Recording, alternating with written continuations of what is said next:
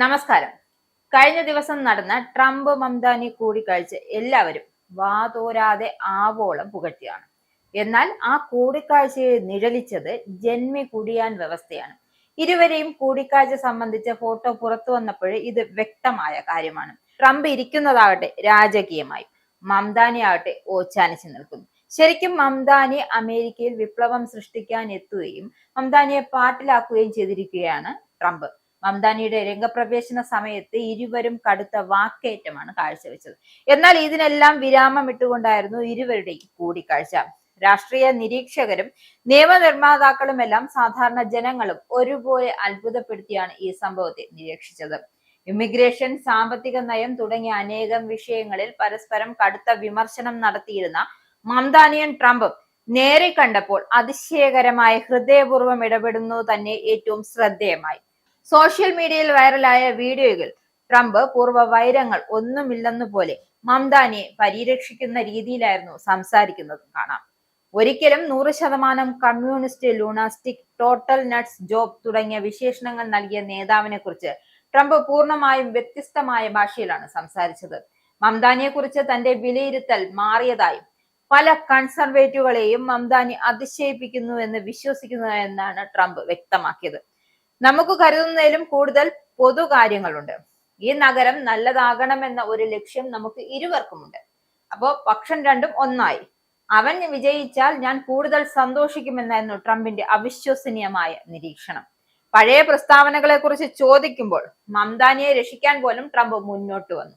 ട്രംപിനെ ഫാസിസ്റ്റ് എന്ന് വിളിച്ച പ്രസ്താവനയെ കുറിച്ച് മംദാനി മറുപടി നൽകാൻ ശ്രമിക്കുമ്പോൾ ഇടയിൽ കടന്ന ട്രംപ് അതിലും മോശം പേരുകൾ എന്നെ വിളിച്ചിട്ടുണ്ട് എന്ന്, ഇതിലൊന്നും പ്രശ്നമില്ല എന്ന് പറഞ്ഞ് സംഭവം അങ്ങ് കോംപ്രമൈസ് ആക്കി. അതെ എന്ന് പറഞ്ഞാൽ മതി എന്ന് ഞാൻ നിന്നെ പിന്തുണയ്ക്കാം എന്നും പറയുന്നുണ്ട്. ഒരുവിധ മതപരവും വംശീയവുമായ വിവാദ ചോദ്യങ്ങൾക്ക് പോലും ട്രംപ് കടുത്ത നിലപാടോടെയാണ് മംദാനിയെ പിന്തുണച്ചത്.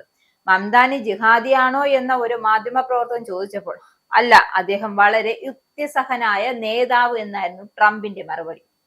തന്റെ ജന്മനഗരമായ ന്യൂയോർക്കിലേക്ക് തിരികെ താമസം മാറ്റാനാകുമെന്ന സൂചനയും അദ്ദേഹം നൽകുന്നുണ്ട്.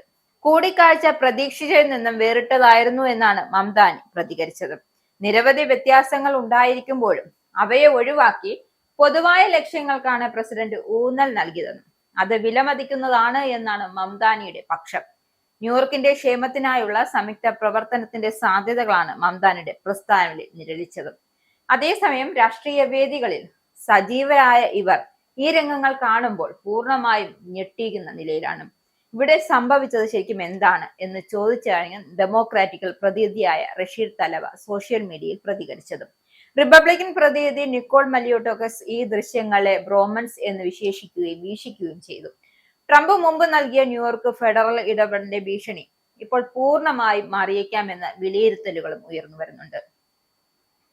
മംദാനി ചുമതലയേൽക്കാനിരിക്കുന്ന ജനുവരി 1 മുമ്പായി ട്രംപ് നഗരത്തോടുള്ള സമീപനം പൂർണ്ണമായി മൃദുവാക്കിയതായാണ് രാഷ്ട്രീയ വിശകലനക്കാരുടെ വിലയിരുത്തൽ.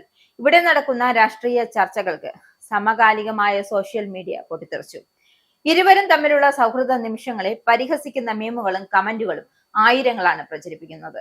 മംദാനി തന്റെ ജീവിതത്തിൽ പന്നിയോടടുത്ത് എത്തിയിട്ടില്ലെങ്കിലും ട്രംപിനോട് അടുത്ത് എത്തിയിരിക്കുന്നു എന്നൊരു തമാശ മുതൽ ട്രംപ് ഇപ്പോൾ കമ്മ്യൂണിസ്റ്റ് ആകുമോ എന്ന പരിഹാസം വരെയും സോഷ്യൽ മീഡിയയിൽ നിറഞ്ഞു നിൽക്കുന്നു.